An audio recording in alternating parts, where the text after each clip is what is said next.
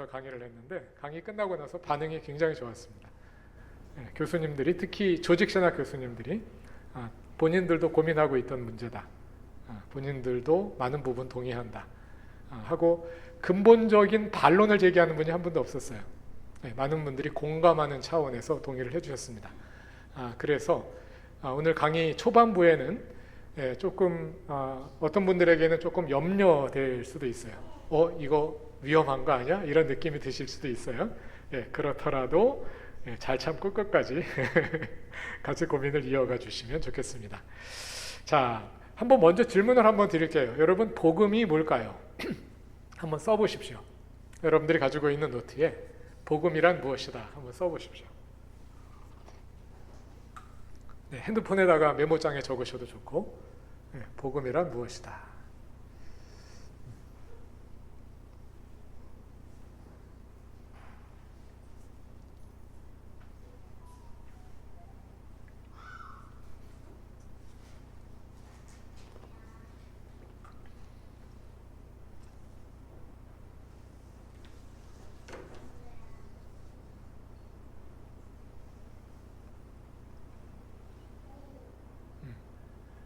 복음이란 무엇이다 그 정의를 한번 내려보시고, 그 정의에 대해서 여러분들은 어떻게 생각해 오셨는지, 혹시 질문이 있었는지, 질문이 있었으면 질문을 적어주시고, 질문이 없으셨다면 그 복음대로 산다는 것은 뭘까? 그 질문에 한번 답해 보시기 바랍니다. 복음이란 무엇인가? 여러분들 나름대로 생각하고 있는, 배워온 복음의 정의를 한번 적어보시고, 두 번째는 그 복음에 대해서, 이 복음의 정의에 대해서 나는 이런 질문이 있었다면, 만약에 특별한 질문이 없으셨다면 그 복음대로 산다는 것은 무엇을 의미하는 걸까?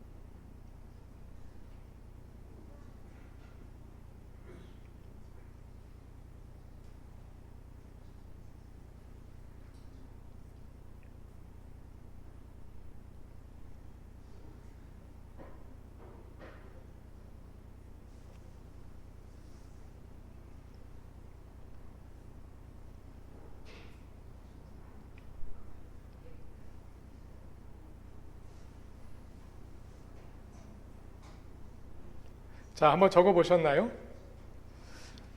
우리가 한국에서, 한국뿐만이 아닙니다. 전 세계 개신교회가 마찬가지입니다.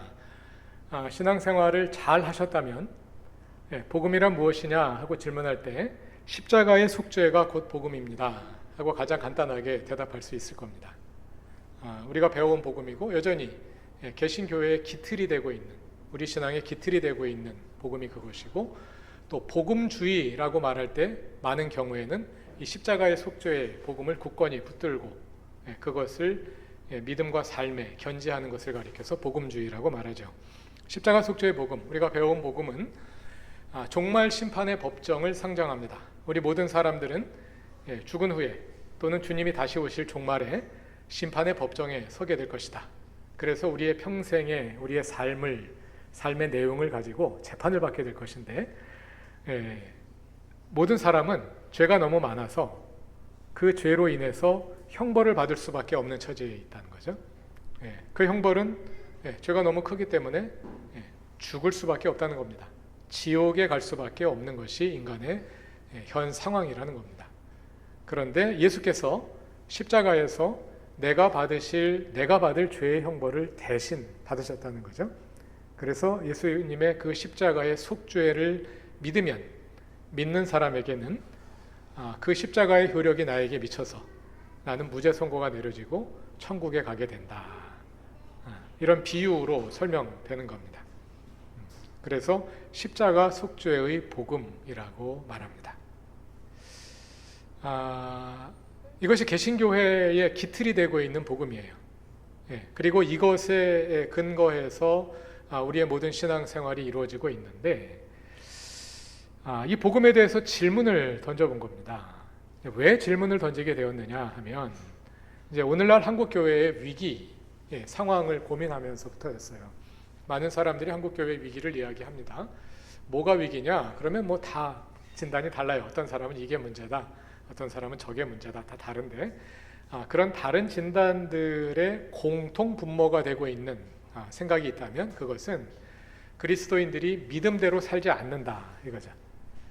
그리스도인들이 이름은 그리스도인인데 사는 걸 봐가지고 그리스도인이라고 말할 수가 없다. 이게 오늘날 한국교회가 지탄받고 있는 그런 이제 하나의 핵심이라고 말할 수 있잖아요. 그럼 믿음이란 무엇이냐? 그 믿음의 내용을 규정하는 것이 바로 복음이죠. 믿는다는 이야기는 바로 복음을 믿는다는 건데, 그러니까 다시 말하자면 한국교회가 복음을 잘 믿고 있는데 잘 믿으면서 믿는 대로 살지 않고 있다. 이렇게 진단을 하고 있는 거죠. 저도 거기에 동의합니다. 그런데 거기서 질문을 한번 더 진전시켜 본 거예요. 혹시 우리가 믿고 있는 복음이 복음 맞을까? 복음 아닌 거를 복음이라고 잘못 믿고 있는 건 아닐까? 아니면 복음의 일부에 불과한 것을 복음의 전부라고 오해하고 있는 것은 아닐까? 그런 질문을 던져봤어요. 그러니까 믿으면서 믿는 대로 살지 않아서 문제가 아니라 아무리 잘 믿어도 거기서 아무런 삶의 변화가 나타나지 않는 그런 복음을 믿고 있는 건 아닐까? 질문을 던져본 거예요. 왜냐하면 저는 신약 성서학자이기 때문에 더 근본적인 질문이 필요했던 겁니다. 그래서 다시 물어본 거예요. 십자가 속죄의 복음을 다시 한번 뜯어보기 시작을 했습니다. 그런데 고민해 본 결과 이 복음이 오늘날 한국교회 문제와 무관하지 않다는 그런 질문을 던지게 됐어요. 무엇이냐 하면, 자, 오늘날 한국교회의 위기의 본질은 믿음과 삶이 단절되어 있다는 거거든요. 그렇죠? 그리스도인들이 믿음대로 살지 않는다. 믿음과 삶이 단절되어 있다는 것인데, 그 믿음과 삶의 단절이라는 것이 이 복음 자체 내에 들어있는 문제가 아니냐 하는 질문을 던져본 거예요. 자, 이런 질문을 던져봅시다. 우리가 십자가 속죄의 복음을 믿어서 그리스도인이 됐어요. 우리가 이제 전통 한국교회에서 예수를 믿는다는 말은 십자가 속죄의 교리를 믿는다는 뜻이에요. 당신 예수 믿습니까? 네. 그 말은 저는 예수님이 내 죄를 대신해서 십자가에서 죽으신 것을 믿습니다. 그게 동의어예요. 자, 그래서 내가 십자가의 속죄를 믿어서 기독교인이 됐어요. 기독교인이 됐으니까 기독교인답게 살고 싶단 말이에요. 그래서 복음을 찾아가서 묻습니다. 나는 이제 십자가의 속죄를 믿어서 그리스도인이 됐으니 그리스도인답게 살고 싶습니다. 어떻게 살아야 합니까? 하고 이 복음에게 물어본다면 십자가 속죄의 복음이 우리에게 뭐라고 답을 해줄까요? 예수께서 십자가에서 내 죄를 대신해서 죽으셨다. 그래서 우리의 죄 문제가 해결됐다. 이게 복음인데, 이 복음에게 그럼 우리가 이 땅에서 어떻게 그리스도인답게 살아야 합니까? 하고 물으면 그 복음이 뭐라고 답을 줄까요? 제 생각에는 그걸 왜 나한테 묻니? 그럴 것 같아요. 그걸 왜 나한테 묻니? 왜냐하면 십자가 속죄의 복음은 인류의 근본적인 곤경을 해결하기 위해 나온 거예요. 인류의 근본적인 문제를 해결하기 위해서 나온 건데, 그 근본적인 문제가 무엇이냐면 우리는 죽은 후에 지옥에 갈 수밖에 없는 존재들이라는 거예요.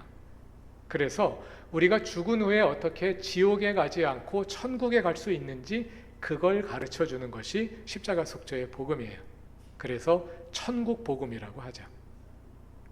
그런데 복음을 찾아가서 우리가 이 땅에서 어떻게 그리스도인답게 살아야 합니까? 하고 물으면 그걸 왜 나한테 묻니? 나는 너희가 죽은 다음에 천국 가는 방법을 가르쳐주는 복음이야. 근데 이 땅에서 어떻게 사는지 그걸 나한테 왜 묻니? 그럴 것 같아요. 그 질문이 누락되어 있는 거예요. 이 질문은. 십자가 속죄의 복음은 죽은 후에 천국 가는 길을 가르쳐주는 복음이지, 이 땅에서 어떻게 살아야 하느냐 하는 것은 이 복음의 질문이 아니란 말이에요. 그러니까 복음이 어떻게 사는지 방법을 가르쳐줄 수가 없어요. 이 복음을 따르면 어떻게 결론이 내려지느냐 하면, 이 땅에서 우리가 어떻게 살든지 관계없이 우리는 구원받는다, 이 결론으로 가게 된단 말이에요. 인류의 근본적인 문제는 죄인데, 그 죄 문제가 십자가에서 완전하게 해결되었을까요? 일부만 해결되었을까요? 완전하게 해결되었다는 것이 십자가 속죄의 복음이죠. 십자가에서 완전하게 해결되었기 때문에 다른 어떤 것도 구원의 조건이 될 수가 없는 거예요. 우리가 이 땅에서 그리스도인답게 살아야지 천국 갈 수 있다, 이렇게 말하게 되면 십자가 속죄의 복음이 뭔가 불완전한 것이 되어버리잖아요. 예수님이 십자가에서 죄 문제를 해결한 것이 뭔가 덜 해결하고 남은 것이 있는 것이 돼버리잖아요. 예수님이 완전하게 해결하셨단 말이에요. 그러니까 우리가 이 땅에서 어떻게 살든지 그건 우리의 구원과 아무 관계가 없다는 이야기지. 이 복음은 근본적으로 우리의 삶의 문제에 대해서 답을 주질 않아요. 그래서 어떡합니까? 그리스도인들이 복음이 가르쳐주지 않으니까 어디로 가? 율법으로 돌아갈 수밖에 없다는 거예요. 저는 한국교회 위기 문제를 고민하면서 해결되지 않는 몇 가지 질문이 있었는데, 그 가운데 하나가 이거예요. 여러분, 복음은 우리를 자유롭게 하는 겁니까? 죄에 가두는 겁니까? 당연히 자유롭게 하는 거죠. 그럼 우리가 복음을 믿고 그리스도인으로 신앙생활이 깊어져 가면 깊어져 갈수록 더 자유로워져야 됩니까? 더 죄책감에 짓눌려야 됩니까? 더 자유로워져야 되겠죠? 근데 교회 오래 다녀보시니까 어떻든가요? 다니면 다닐수록 더 심한 죄책감에 짓눌리게 되지 않던가요? 왜 그러냐는 거죠. 왜? 해결이 안 되던 문제였어. 왜 그럴까? 왜 나는 교회 다닐수록 더 심한 죄책감에 시달리고 있는 걸까? 이거랑 관련되어 있는 것 같아요. 복음이 우리에게 어떻게 살아야 할지 답을 가르쳐주지 않으니까 우리는 율법으로 돌아갈 수밖에 없게 되고, 교회 다니면 다닐수록 더 많은 율법을 안고 살게 되는 거예요. 그러니까 사실은 우리가 교회에서 계속 복음이라는 이름으로 무언가를 배워왔는데 사실은 율법을 배운 거예요. 복음이라는 이름의 율법을 배운 거예요. 뭘 해야 돼, 뭘 해야 돼, 뭘 해야 돼. 그런데 우리는 못해. 그러니까 계속 죄책감에 빠지게 되는 이런 구조가 생겨나고 있는 것이 아니냐 하는 거예요. 첫 번째 근본적인 질문이고요. 신학적으로 따지자면요, 이 복음은 부활의 중요성을 보여주지를 못해요. 자, 여러분 다시 질문해 볼게요. 예수님이 십자가에서 죽으시고 나서 부활하지 않으셨다면 그럼 우리는 구원받을 수 있을까요? 없을까요? 예수님이 십자가에 죽으시고 부활하지 않으셨다면 구원 사건이 완전히 이루어진 겁니까? 안 이루어진 겁니까? 덜 이루어진 거죠. 그럼 우린 구원받을 수 없는 거죠. 근데 다시 따져보잔 말이에요. 인류의 근본적인 문제는 뭐예요? 죄 문제죠. 죄 문제. 그 죄로 인해서 형벌을 받아야 돼요. 예수님이 십자가에서 그 형벌을, 우리의 형벌을 대신 받고 죽으셨단 말이에요. 십자가 죽음으로 우리의 모든 죄 문제가 해결된 거죠. 완전하게 해결됐습니까? 부분적으로 해결됐습니까? 완전하게 해결되잖아요. 그럼 예수님 부활하지 않으시더라도 우린 구원받아야 되잖아요. 문제는 죄고 그 죄에 따른 형벌을 받아야 되고, 예수님이 십자가 죽음으로 형벌을 완전히 받으셨으니까 예수님 부활 안 하셨더라도 우리 구원받아야 되잖아요. 얘기를 따라가다 보니까 말은 되는데, 그런데 아멘은 안 되죠. 네. 말은 맞는데 동의는 안 되죠. 왜 그럴까요? 우리가 아멘이 쉽게 안 되는 이유는 뭐예요? 그건 성경이 말하는 게 아니니까. 부활이 없는 기독교는 있을 수가 없어요. 기독교는 부활과 함께 태어났습니다. 제자들이요, 부활을 경험하기 전에는 예수님한테 엄청나게 많이 배웠지만 아무것도 몰랐어요. 부활을 경험하고 나서 비로소 예수님한테 배운 거를 깨달은 거예요. 예수님 살아계실 때는 계속 가르쳐줘도 뭔 말인지 하나도 몰라.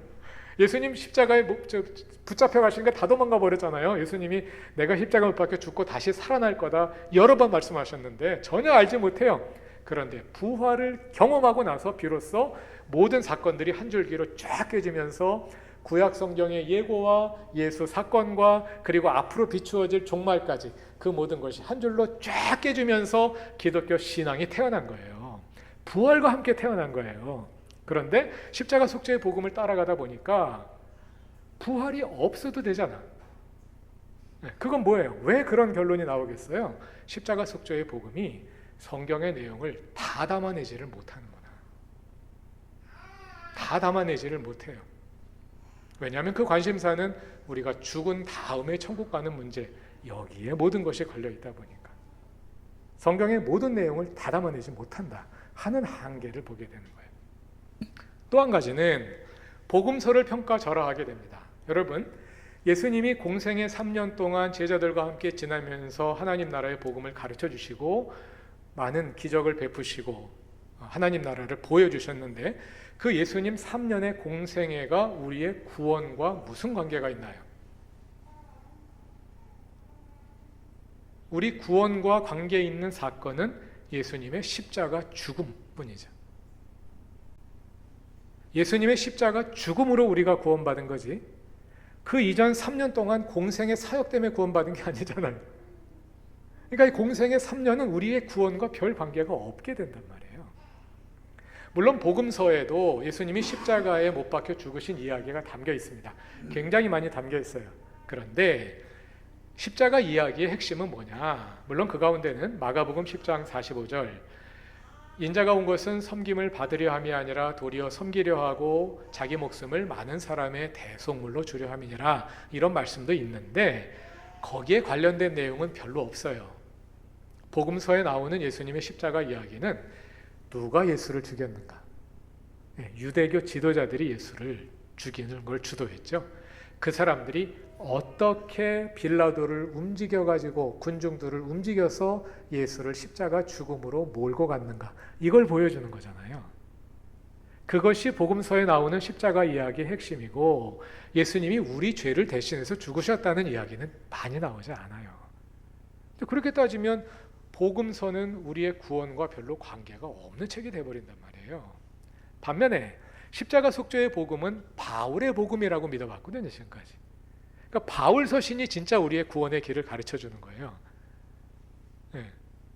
복음서는 그냥 이 땅에서 어떻게 살아야 할지 정도를 가르쳐주는데 그건 우리의 구원과 관계 없잖아요. 그러니까 우리가 지금까지의 우리의 신앙에서는 복음서보다 바울 서신이 더 중요한 거죠. 엄밀하게 말하면 예수교를 믿은 게 아니라 바울교를 믿고 있는 거죠. 이런 한계점들이 여기에 있다는 것을 보게 된 겁니다. 그러면서 정말 성경은 십자가의 속죄를 복음이라고 말하느냐? 성경이 복음이라고 말할 때 그 복음은 뭘 가리켜서 말하는 거냐? 하는 질문을 다시 가지고 성경을 읽기 시작을 한 겁니다. 신약 성경을 읽어보니까요. 신약 성경에 복음이라는 말이 134번 나옵니다. 헬라어 4개의 단어로 나옵니다. 유앙겔리온, 복음이라는 명사, 유앙겔리조마이, 복음을 선포하다 라는 동사, 유앙겔리스테스, 복음 선포자라는 명사, 프로 유앙겔리조마이, 복음을 미리 선포하다라는 동사. 위에 2번이 주로고 밑에 동사는 몇 번, 3번, 한 번 많이 안 나와요. 보기 보면 핑크색으로 표현한 유앙겔, 저게 이제 좋은 소식이라는 어근입니다. 유는 좋은이란 뜻이고 앙겔, 그럼 앙겔로스, 천사, 소식, 메신저, 메시지 이런 뜻이거든요. 그래서 이제 파생되는 건데 주로 복음이라는 명사 유앙겔리온과 복음을 선포하다는 유앙겔리조마이 저 2개로 많이 나옵니다. 자, 이 134개의 용례를 다 찾아봤습니다. 성경은 복음을 뭐라고 말하느냐? 신약 성경에 나오는 134개의 용례를 다 찾아봤어요. 다 찾아본 결과 한 가지 정말 충격적인 사실을 발견했습니다. 그건 뭐냐면 이 134개의 용례를 찾아보면요, 그 가운데 대부분은 복음이 뭔지 정의하지 않고 그냥 씁니다. 그냥 예수님이 복음을 전하셨다, 사도들이 복음을 전했다, 복음이 뭔지는 말하지 않고 그냥 그렇게만 나와요. 근데 그 맥락을 보면 다 무슨 뜻인지 알 수 있어요. 그냥 기독교 신앙의 일반적인 내용을 메시지를 전했다 그런 뜻이에요. 그런데 그거 말고 복음을 정의한 구절들이 또 꽤 많이 있어요. 다양한 방식으로 복음을 정의하거든요. 또 그 복음을 정의하는 내용들을 상세하게 찾아봤어요. 그리고 한 가지 충격적인 발견을 했는데 그건 뭐냐면 이 134개의 용례 가운데 복음은 십자가의 속죄이다 이렇게 명시적으로 정의하는 구절은 단 한 구절도 없었어요. 복음은 십자가의 속죄이다 이렇게 말하는 성경 구절은 단 한 군데도 없어요. 너무 놀랍지 않습니까? 충격적이지 않습니까? 네. 저는 엄청난 충격을 받았어요. 그 용례들 가운데 복음이 십자가와 관련되는 구절은 3구절이 있어요. 십자가와 관련된 구절은 3구절이 있는데 십자가의 속죄를 말하는 건 아니에요. 하나는 뭐냐면 에베소서 2장이에요. 에베소서 2장은 복음을 평화의 십자가로 연결합니다. 복음이란 평화의 십자가예요. 거기서 평화의 십자가란 유대인과 이방인 사이에 막힌 담을 허시는 평화의 십자가예요. 우리의 죄를 용서한다 그런 뜻이 아니고 유대인과 이방인 사이에 막힌 담을 허시는 평화의 십자가, 이것이 에베소서 2장. 또 고린도전서 1장 17절에서 십자가를 말한 다음에 18절에서 그걸 복음의 말씀이라고 봤거든요. 십자가랑 연결되는데 고린도전서 1장에서 십자가란 무엇이냐면 약함과 어리석음의 상징이에요. 하나님의 지혜는 이 세상에 권세 있는 자, 힘인 자, 가진 자, 인정받는 자의 지혜가 아니라 없는 자, 인정 못 받는 자, 가난한 자, 어리석은 자의 지혜다. 그 약함과 어리석음을 상징하는 것이 십자가예요. 십자가는 로마 제국에 저항하던 저항범들을 처단하는 형틀이었잖아요. 로마가 강자의 상징이라면 약자의 상징인 십자가, 그거로 십자가, 그게 복음이라는 거예요. 그 약자의 상징인 십자가로 우리를 구원하셨다. 그래서 복음이라는 거예요. 그리고 또 한 가지 사례는 고린도전서 15장입니다. 고린도전서 15장은 부활장인데요. 부활 이야기를 하기 전에 바울이 복음을 정의하는데 복음이란 4가지 사실이에요. 예수님의 죽으심과 장사되심과 부활하심과 제자들에게 나타나심, 이 4가지 사건이 곧 복음이에요. 예수께서 우리를 위해 죽으시고 장사되시고 부활하시고 제자들에게 나타나셨다는 그 이야기, 그 사건, 그게 복음이에요. 그게 기쁜 소식이에요. 거기에서 십자가는 하나예요. 4사건 중에 하나예요. 예수님이 죽으셨다 이거예요. 근데 우리의 죄를 위해서 죽으셨다 그런 말은 나오지 않아요. 그냥 예수님이 죽으셨다. 죽으시고 사시고 죽으시고 장사되시고 부활하시고 다시 사셔서 사람들에게 나타나셨다. 그 사건들, 그게 십자가라는 거예요. 요거 외에는 십자가랑도 관련이 안 돼요. 복음의 정의가. 딴 3구절에서 십자가와 관련되는데 그 십자가도 십자가의 속죄를 말하는 것은 아니에요. 복음이 명시적으로 십자가의 속죄로 정의되는 구절은 단 한 군데도 없더라고요. 신약 성경에. 그럼 성경은 복음이 뭐가 복음이라고 말하느냐? 복음을 정의하는 구절을 다 찾아서 종합해 보면 결론은 하나예요. 하나님 나라가 복음이다. 이렇게 말하고 있어요. 하나님 나라가 복음이다. 이게 성경이 말하는 복음의 정의예요. 그러면 이제 많은 분들은 하나님 나라는 천국이잖아. 결국 십자가 속죄의 복음은 죽은 다음에 천국 가는 복음이니까 그게 그거네. 이렇게 받아들일 수도 있어요. 이 자세한 내용은 다음 주에 강의할 건데 일단 하나님 나라와 천국은 어떤 관계일까요? 하나님 나라와 우리는 하나님 나라 그럼 천국을 하늘에 있는 나라 천국을 생각하잖아요. 하나님 나라와 천국의 관계는 같은 걸까요? 다른 걸까요? 포함 관계일까요? 어떤 관계일까요? 일단 하나님과 나라와 천국은 동일한 건 아니에요. 어떻게 알 수 있을까요? 천국은 하늘에 있는 나라죠. 그러니까 우리는 어떻게 천국에 간다 이렇게 말하잖아요. 그런데 성경에서 하나님 나라가 뭘 때는 뭐라 그래요? 하나님의 나라가 온다. 천국 얘기할 때는 우리가 내가 주어예요. 내가 천국에 간다 이렇게 표현하는데 하나님 나라를 말할 때는 많은 경우 하나님 나라가 주어예요. 하나님 나라가 여기에 온다. 하나님 나라는 여기에 이루어지고 천국은 저기에 있으니까 같은 건 아니잖아. 그럼 전혀 무관하냐? 전혀 무관한 건 아니에요. 답은 내일 알려드릴게요. 일단 같은 건 아니다. 같은 건 아니다. 거기까지만 하고 지나갑시다. 자, 그러면 정말 성경이 복음을 하나님 나라라고 정의하는지 그것만 한번 살펴볼게요. 자, 하나님 나라 이 복음이 이제 성경에서 여러 가지 방식으로 정의되는데, 복음서마다 먼저 복음서를 찾아볼게요. 복음서가 정의하는 방식, 바울 서신이 정의하는 방식 조금씩 차이가 있는데, 오늘은 공관 3복음서만 찾아보려고 해요. 다 찾아보면 너무 지루하고 복음서만 찾아도 뭐 충분히 납득이 되실 거기 때문에. 근데 이제 공관 4복음서가 복음을 정의하는 독특한 방식이 있어요. 먼저 누가복음. 우리가 요즘에 누가복음과 사도행전을 연달아 읽고 있잖아요. 누가복음과 사도행전은 복음 전하다, 요한겔리조마이라는 동사를 좋아해요. 명사는 안 써요. 명사는 거의 안 쓰고 저 동사를 좋아해요. 그리고 저 동사에다가 목적어를 붙여요. 그러니까 복음, 요한겔리조마이, 복음을 전하다, 기쁜 소식을 전하다, 저기다가 목적어를 하나님 나라로 붙이는 거예요. 그러면 하나님 나라를 기쁜 소식으로 전하다, 이런 뜻이 되는 거죠. 하나님 나라를 기쁜 소식으로 전하다. 그러니까 뭐가 기쁜 소식이라는 거예요? 하나님 나라가 기쁜 소식이라는 거죠. 이런 용법을 통해서 누가복음과 사도행전은 하나님 나라가 복음이라고 말하고 있구나 하는 것을 확인할 수 있죠. 구절들을 찾아보면 누가복음 4장 43절, 예수께서 이르시되 내가 다른 동네들에서도 하나님 나라 복음을 전하여야 하리니, 요한겔리조마이라는 동사에 바실레이아 투세우라는 하나님 나라가 명사 목적으로 사용된 거예요. 하나님 나라 복음을 전하여야 하리니 나는 이 일을 위하여 보내심을 받았노라. 두 번째는 8장 1절이에요. 그 후에 예수께서 각 성과 마을에 두루 다니시며 하나님의 나라를 선포하시며 그 복음을 전하실세. 하나님 나라라는 목적어에 동사가 두 개가 붙어 있어요. 선포하다라는 동사와 복음을 전한다는 동사. 그래서 역시 하나님의 나라를 복음으로 전한다, 기쁜 소식으로 전한다, 이런 용법이 나오고, 셋째는 누가복음 16장 16절에 율법과 선지자는 요한의 때까지요 그 후부터는 하나님 나라 복음이 전파되어 사람마다 그리로 침입하느니라. 요한의 때까지의 시대와 예수 시대를 가르는 특징이 있는데, 예수 시대의 특징은 무엇이냐면 하나님 나라의 복음이 전파되는 시대다. 그 다음에 사도행전 8장 12절을 보면 빌립이 하나님 나라 및 예수 그리스도의 이름에 관하여 전도함을, 여기에도 요한겔리조마이라는 동사가 선포됩니다. 나오고요. 목적어가 하나님 나라와 예수 그리스도가 함께 나오는 거예요. 전도함을 그들이 믿고 남녀가 세례를 받으니, 이렇게 네 구절에서 그런 용법이 나오는데요.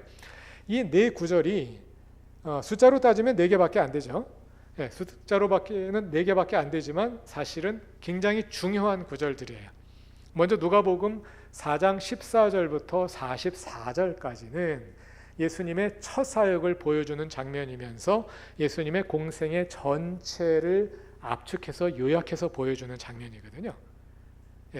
예수님의 공생의 전체를 압축해서 보여주는 장면에서 예수님이 하신 일이 뭐냐? 내가 왜 왔느냐? 예수님이 자신이 오신 목적을 말씀하시는데, 내가 이 땅에 온 것은 하나님 나라 복음을 전하기 위해서 온 거다 하고 말씀하시는 거예요. 그리고 다른 구절들도 평범한 구절처럼 나오는데, 여기 나오는 네 구절이 전부 다 요약문들이에요. 요약문. 우리가 복음서나 역사서나 이런 내러티브로 된 책들을 읽다 보면 요약문들이 나옵니다. 요약문이란 뭐냐면 단회적인 사건, 한 번 일어난 사건을 서술하는 게 아니라 예수님이 어디에 가셨다, 뭘 하셨다, 병자를 고치셨다, 이렇게 한 번 일어난 사건을 말하는 게 아니라 예수님의 생애 동안 지속적으로 계속되고 반복되고 진행되었던 계속된 일들을 한마디로 요약해서 보여주는 그런 걸 요약문이라 그래요. 그래서 요약문에는 다른 시제가 사용됩니다. 헬라어에는 영어와 다른 시제가 있는데, 헬라어에서 과거 사건을 이야기할 때 단회적인 사건, 한 번 일어난 사건을 서술할 때는 단순 과거라는 시제를 사용하고, 과거에 지속되고 반복되거나 진행되었던 그런 사건을 서술할 때는 미완료라는 시제를 사용해요. 또 현재형 시제도 그런 시제예요. 요약문들에는 전부 다 그런 성격의 시제들이 사용돼요. 그래서 이런 일들이 예수 생애에 반복되었음을 보여주는 거예요. 예수 생애가 무엇이었느냐? 하나님 나라 복음을 반복해서 선포한 것이 예수님의 공생의 사역이었다는 거죠. 복음이 정의되면서 예수님의 사역이 무엇이었는지를 또 보여주는 겁니다. 자, 이게 누가복음, 사도행전이고 마태복음입니다. 마태복음은 또 다른 용법을 써요. 누가복음, 사도행전은 동사를 좋아하는데 마태복음은 명사를 좋아합니다. 유앙겔리온이라는 명사를 쓰면서 그 명사에 그 나라의 테스 바실레이아스라는 수식어를 붙여요. 그 나라는 하나님 나라를 가리키는 겁니다. 하나님 나라의 기쁜 소식. 그러니까 뭐가 기쁜 소식이라는 거예요? 하나님 나라가 기쁜 소식이라는 거죠. 이런 방식으로 복음은 곧 하나님의 나라다 하고 정의하는 거예요. 마태복음 4장 23절. 그런데 이 내용들이 우리말 번역에는 천국 복음을 전파하신다 이렇게 나와요. 우리말 번역에는 전부 다. 근데 원문에는 그 나라의 복음이라고 나와요. 그리고 마태복음에서 나오는 천국이라는 말은 하늘에 있는 나라라는 뜻이 아니에요. 하나님 나라를 가리키는 다른 표현이에요. 마태복음이 요약하는 예수님의 메시지는 뭐냐면 회개하라 천국이 가까이 왔느니라 이거예요. 우리가 가는 천국이 아니라 오는 하나님의 나라인데 그걸 천국이라는 용어로 표현을 하는 겁니다. 유대인들은 하나님의 이름을 함부로 부르지 않으려는 습관이 있었어요. 그래서 하나님이라고 써놓고 다른 방식으로 읽든지 아니면 하나님이 들어가야 할 자리에 명사를 바꿔치기 해요. 그래서 하나님 나라 그렇게 표현할 거를 하늘나라 이렇게 표현하는 거예요. 하나님 나라라는 뜻입니다. 마태복음에도 3군데 사용되는데 이 3개가 다 요약문이에요. 아까 말한 것처럼 예수 사역 동안 반복 지속 계속되던 사건들을 보여주는. 그리고 예수님의 첫 선포가 뭐예요? 회개하라 천국이 가까웠느니라. 그리고 복음이라는 용어를 쓸 때 그 나라의 복음, 복음의 내용은 곧 그 나라다, 하나님 나라가 복음이다 이렇게 말해주는 거죠. 이것이 마태의 방식이고요. 마가복음은 그런 경우가 별로 없어요. 마가복음은 예수님이 설교했다 그러고 설교의 내용을 많이 가르쳐주지 않아요. 그런데 마가복음 전체를 요약하고 있는 구절이 마가복음 1장 14절과 15절이거든요. 요한이 잡힌 후에 예수께서 갈릴리에 오셔서 하나님의 복음을 선포하셨다. 이르시되 때가 찼고 하나님 나라가 가까웠으니 회개하고 복음을 믿으라. 이게 마가복음 전체를 요약해 주는 구절이에요. 예수 사역의 첫 사역이면서 동시에 전체를 요약하는. 마가복음 전체를 한마디로 요약하면 뭘까요? 마가복음 전체를 한마디로 요약하면 여기 요약해 줬잖아요. 요한이 잡힌 후에 예수께서 갈릴리에 오셔서 하나님의 복음을 선포하신 이야기. 예수님이 하나님의 복음을 선포하시니까 어떤 일이 일어났나요? 어떤 사람들은 복음을 환영하고 따랐죠. 무리들, 여인들 이런 사람들은 예수님의 복음을 환영하고 전폭적으로 지지하면서 따랐어요. 그런가 하면 그 복음을 반대하는 사람들도 있었죠. 누구였나요? 바리새인들, 서기관들, 유대교 지도자들이 복음을 반대하면서 시시건건 사사건건 시비를 걸죠. 그래서 예수님은 계속해서 그들과 논쟁을 벌이시죠. 계속해서 또 복음을 선포하셔요. 복음을 선포하시는데 2가지 방법으로 선포하시죠. 말씀으로 선포하시고 행동으로 선포하시고. 행동으로 선포하는 것은 많은 경우 병자들을 고치는 것으로 나타나죠. 이렇게 예수님 공생의 사역이 이어가다가 또 한편으로는 유대교 지도자들과 갈등이 이어가다가 그 갈등이 예수님이 예루살렘에 올라가셨을 때 극에 달하고 결국은 그들에 의해서 십자가에 죽임당하시고 부활하는 이야기. 그게 마가복음이잖아요. 그러니까 마가복음은 예수께서 요한이 잡힌 후에 갈릴리에 오셔서 하나님의 복음을 선포하신 이야기. 한마디로 요약한 거예요. 거기에서 하나님의 복음을 선포하셨다. 그럼 그 복음이 뭐냐? 15절에서 이르시되, 복음을 선포하셨다. 이르시되, 그 다음 나오는 말이 예수님이 선포하신 내용이구나, 복음이구나 하고 있을 수 있죠. 뭐라고 말씀하셨느냐면 때가 찼고 하나님 나라가 가까이 왔다. 그러므로 회개하고 복음을 믿으라. 여기에서 회개하고 복음을 믿으라, 이건 복음의 내용은 아니죠. 복음에 대한 반응이죠. 그러니까 복음의 내용은 때가 찼고 하나님 나라가 가까이 왔다.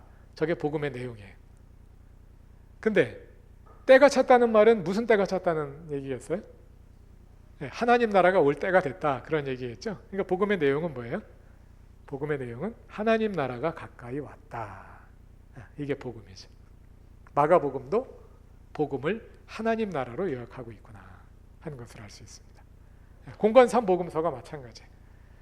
마태복음, 마가복음, 누가복음, 공관복음의 핵심 주제는 예수께서 하나님 나라를 선포하셨다. 이것은 그냥 신약 성서학의 그냥 상식이에요. 공간복음이 가르쳐주는 하나님 나라고 공간복음은 예수님의 사역을 하나님 나라 복음의 선포로 요약하고 있다. 이건 그냥 신약 성서학의 상식이에요. 그냥 상식적인 내용을 제가 반복해서 적어 놓은 거예요. 제가 로마서 하나님 나라에서 했던 다른 주장은 바울의 복음도 하나님 나라 복음이다. 그거예요. 전통적으로는 바울의 복음은 십자가 속죄의 복음이다. 이렇게 배워왔거든요. 그래서 바울의 복음과 예수님의 복음이 달라요. 다르지 않다. 같은 하나님 나라 복음이다. 그거를 입증하려고 한 것이 제 책의 내용이고요. 오늘은 거기까지는 가지 않고 일단 공간 복음만 가지고 얘기하겠어요. 복음을 하나님 나라로 정의하고 있구나. 이걸 이제 확인하려는 겁니다. 다른 책들도 마찬가지예요. 다른 책들도 비슷한 방식으로. 로마서 같은 경우에는 관계대명사를 써서 복음을 정의합니다. 로마서 1장 2절부터 4절에 나는 복음을 전합니다. 그리고 which is에 해당하는 영어의 which is에 해당하는 헬라어 관계대명사를 가지고 복음을 쫙 설명해. 그렇게 정의하는 방식도 있고 또 정의하지 않는데 그 복음이란 단어가 쓰인 문맥을 보니까 복음을 이런 뜻으로 쓰고 있구나 하고 알 수 있는 구절들도 있고 이렇게 다양한 방식으로 정의를 하는데 그 정의된 내용을 뽑아보면 일관되게 복음은 하나님 나라다 이렇게 말하고 있다는 거예요. 물론 예수가 복음이다 이렇게 말하는 본문들도 많이 있어요. 왜 예수가 복음이냐? 예수가 하나님 나라의 왕이시니까. 예수가 곧 하나님 나라의 왕이시라는 복음. 그게 하나님 나라의 복음이죠. 이렇게 복음서가 신약 성경이 일관되게 복음은 하나님 나라다 이렇게 정의하고 있더라는 거예요. 근데 이런 정의는 그럼 언제 시작된 걸까? 신약 성경에서 처음 시작된 게 아니에요. 예수님이 처음 시작된 게 아니에요. 예수님 이전부터 이미 복음이라는 단어가 쓰이고 있었어요. 구약 성경에도 복음이라는 단어가 여러 번 나옵니다. 그럼 구약 성경에서는 복음이라는 단어가 무슨 뜻으로 쓰이고 있나 봅시다. 이사야서 40장 9절 10절 그리고 52장 7절에 아주 복음의 의미를 잘 보여주는 용례가 나오는데요. 구약 성경의 이사야서는 크게 세 부분으로 나뉩니다.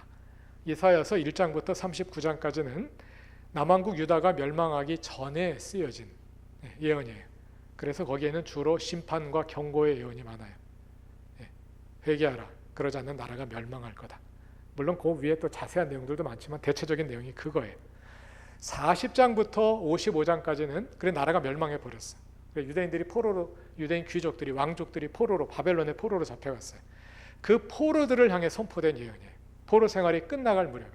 그래서 그 핵심 내용은 너희의 복역 기간이 끝났고 이제 하나님께서 너희를 해방시켜서 고국으로 돌려보낼 것이다. 해방의 예언이에요. 그리고 56장부터 66장까지는 포로에서 돌아온 다음에 나라를 신앙을 재건하는 과정에서 선포된 예언이에요. 이렇게 세 부분으로 나뉘는데요. 가운데 39장부터 40장부터 55장까지 바벨론 포로들에게 선포된 그 예언, 포로기가 끝나갈 무렵에 선포된 그 예언에 복음이라는 단어가 사용돼요.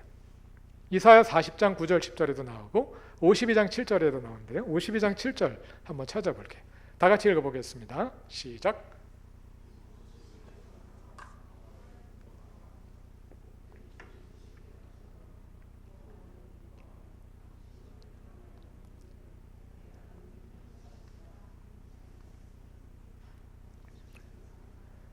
네, 감사합니다. 별로 매갈은 없었지만 읽으시느라고 수고 많으셨습니다. 자, 여기에 좋은 소식을 전하며 이런 동사가 나옵니다. 여기에 유앙겔리조마이라는 동사가 사용됩니다. 구약 성경은 본래 히브리어로 사용됐어요. 그래서 바사르라는 히브리어가 저기 나옵니다만 이 히브리어 구약 성경을 헬라어로 번역한 것을 가리켜서 70인역이라고 하거든요. 신약 성경도 헬라어로 70인역 성경도 헬라어로 기록되었는데 헬라어 구약 성경을 보면 유앙겔리조마이 좋은 소식을 전한다 하는 동사가 여기에 나옵니다. 그 뒤에 나오는 말들이요 전부 다 그 말을 풀어서 설명하는 거예요. 계속해서 같은 말이 반복됩니다. 좋은 소식을 전하는 게 뭐냐면 그게 곧 평화를 공포하는 거예요. 그것이 곧 복된 좋은 소식을 가져오는 거예요. 그것이 곧 구원을 공포하는 거예요. 다 같은 말이에요. 어떻게 같은 말이 될까요? 다음 주에 자세히 설명하겠습니다. 그것이 뭐냐면 시온을 향하여 이르기를 내 하나님이 통치하신다 하고 말하는 거예요. 내 하나님이 통치하신다. 하나님의 나라가 온다 이 말이죠. 내 하나님이 통치하신다. 네, 복음이란 곧 하나님 나라예요. 구약 성경에서 이미 쓰이고 있던 거예요. 네, 유대인들의 어법이에요. 일반적인 어법이에요. 복음이란 곧 하나님의 나라다. 자, 하나님의 나라가 왜 복음일까요? 우리가 복음은 기쁜 소식이라는 뜻이잖아요. 유앙겔리온, 굿 뉴스라는 뜻이거든요. 왜 기쁜 소식이라 그럴까요? 어떤 분들은 우리가 아무 한 것 없는데 공짜로 은혜로 구원받았기 때문에 복음이다 이렇게 오해하시는 분들이 있어요. 공짜를 되게 좋아하셔요. 네, 그런 뜻이 아니에요. 공짜라서 복음이란 말이 아니라 이걸 잘 보면 왜 복음이라고 하는지 알 수 있어요. 자, 이사야 예언자가 유대인 포로들에게 선포하는 예언이에요. 포로들의 입장에서 볼 때 지금 누가 통치하고 있습니까? 바벨론의 포로로 잡혀가 있으니까 바벨론 왕이 통치하고 있죠. 그리고 그 시대 사람들은 그 왕의 배후에서 바벨론의 신이, 마르둑 같은 바벨론의 신이 통치하고 있다고 믿었단 말이에요. 그 사람들을 향해서 그 신이 아니라, 바벨론의 신이 아니라 내 하나님이 통치하신다 이렇게 선포하는 거예요. 그게 무슨 뜻일까요? 너희가 지금은 바벨론의 신 아래서 포로살이를 하고 있는데 포로로부터 해방될 것이다 하는 예언이죠. 그래서 기쁜 소식인 거예요. 해방의 기쁜 소식이에요. 지배로부터, 노예 상태로부터, 피지배 상태로부터 해방될 것이다. 왜? 하나님이 오셔서 다스리시니까, 하나님의 나라가 이루어지니까 해방될 것이다. 그래서 기쁜 소식인 거예요. 이것이 유대인들이 알고 있었던 복음의 의미이고, 그 단어가 복음서의 신약 성경에 그대로 사용되고 있는 거예요. 바뀌지 않고. 자, 그런데 그 의미는 같은데 의미의 차원이 달라졌죠. 네. 이 차원에서 복음이란 바벨론으로부터 유대인들이 정치적으로 해방되는 것을 의미하는 거였죠. 바벨론의 지배로부터의 정치적 해방. 자, 그래서 이 사람들이 바벨론으로부터, 포로로부터 해방돼가지고 고국으로 돌아갔습니다. 근데 완전히 해방됐나요? 네. 바벨론으로부터, 포로로부터 해방됐는데 그게 사실은 바벨론의 지배가 페르시아의 지배로 넘어간 거였거든요. 근데 바벨론은 피지배 귀족들을 잡아다가 인질로 삼는 그런 정책을 썼고, 페르시아는 더 강대한 나라였기 때문에 그러지 않고도 다스릴 수 있었던 거죠. 다 돌려보낸 거예요. 다 돌아가서 감히 대들지만 마, 세금만 잘 내, 그러면 괜찮다, 이런 정책을 쓴 거죠. 그래서 돌아온 거예요. 여전히 페르시아의 지배 아래 있습니다. 그러니까 여전히 복음은 내용적으로 완전히 완성되지 않은 거죠. 그럼 페르시아의 시대의 유대인들에게서 복음이란 뭘 의미하겠어요? 페르시아의 지배로부터의 정치적 해방. 그 다음에 헬라 제국의 지배로 넘어갔습니다. 그 다음부터는 헬라 제국의 지배로부터의 정치적 해방. 그리고 다시 로마 제국의 지배로 넘어갔어요. 예수님 시대, 신약 시대, 로마 제국의 지배로부터의 정치적 해방. 이것이 복음이었습니다. 그런데 예수님은 그 복음의 어의를 그대로 받아다가 그 어의를 확장하시는 거죠. 로마 제국의 지배로부터 해방. 예수님 그거 부정하지 않으셔요. 누가복음 읽어보면 그대로 나옵니다. 하나님께서 너희를 원수들의 지배로부터 풀어주실 것이다. 1장에서 원수가 누구냐? 19장에 가면 예수님이 예루살렘을 보시면서 내가 앞으로 원수들이 내 주변에 투둔을 쌓고 너를 무너뜨릴 날이 올 것이다. 그 원수가 누구예요? 로마 제국을 가리키는 거예요. 로마 제국으로부터 해방, 이거 부정하지 않으셔요. 예수님의 복음은 정치적 해방이 아니라 영적 해방이다. 이건 성경을 잘못 읽는 거예요. 그게 아니라 정치적 해방에 그치지 않고, 거기서 그치지 않고. 왜? 너희가 로마 제국으로부터 해방됐다고 치자. 그러면 정말 해방된 걸까? 이렇게 다시 묻게 하시는 거죠. 로마 제국으로부터 해방돼서 이스라엘이 정치적으로 독립했다고 치자. 그럼 그게 정말 하나님의 나라일까? 하고 다시 묻게 하시는 거죠. 그 모든 지배와 피지배의 배후에 있는 죽음의 세력, 죄의 지배, 사탄의 지배, 악의 지배, 근본적으로 그 문제를 해결하지 않는 한 진정한 해방이란 이루어지지 않는다. 이것이 예수님의 복음인 거죠.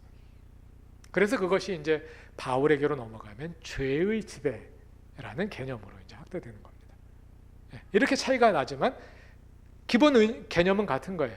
지배 상태로부터 해방, 노예 상태로부터 놓아줌, 풀려남, 이것이 성경이 말하는 복음의 의미라는 겁니다. 자, 이제 요걸 중심으로 이제 복음을 개념 정의하고 또 개념에 따른 함의들을 우리가 이제 살펴볼 필요가 있겠는데요. 오늘 강의는 여기까지만 하겠습니다. 그 해결되지 않은 질문들이 많죠. 지금 질문 잠깐 해주셔도 좋고, 그리고 가능하면 이번 주에 한번 책을 읽으실 수 있는 분들은 읽고 오셔도 좋을 것 같습니다. 로마서 하나님 나라 제1장, 제1장 읽어보시면 됩니다. 혹시 오늘 강의 중에 질문 있으시면 해주십시오.